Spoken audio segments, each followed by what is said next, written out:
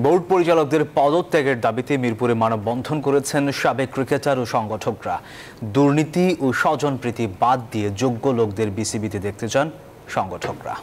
সাবেক দুই নির্বাচক মিনহাজুল আবেদিন নান্নু ও হাবিবুল বাশার সুমন মানববন্ধনের সাথে সংহতি প্রকাশ করেন। তারা বলেন, বিসিবিতে সুশাসন ফিরিয়ে আনতে হবে।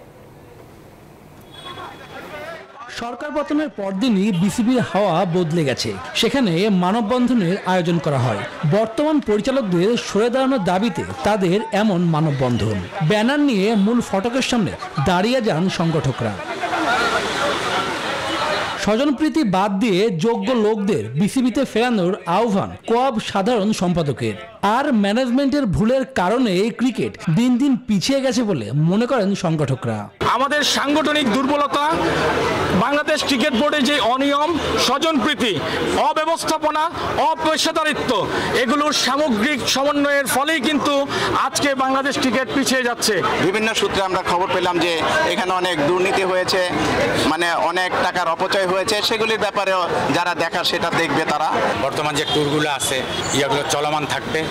আর এখন যেহেতু সরকার নাই, বোর্ডের কেউ নাই।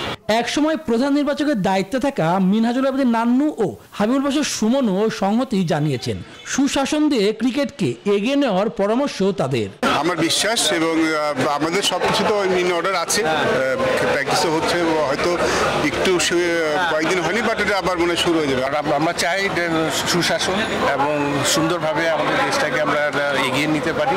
তবে আইসিসির নিয়ম না মেনে কোনো সিদ্ধান্ত নিলে বিপদে পড়তে পারে দেশের ক্রিকেট। সে কারণে আইসিসির পূর্ণ সদস্য পদও হারাতে পারে বাংলাদেশ, যেমনটা হয়েছিল শ্রীলঙ্কার ক্ষেত্রে। শুভদেবনাথ, নিউজ 24, ঢাকা।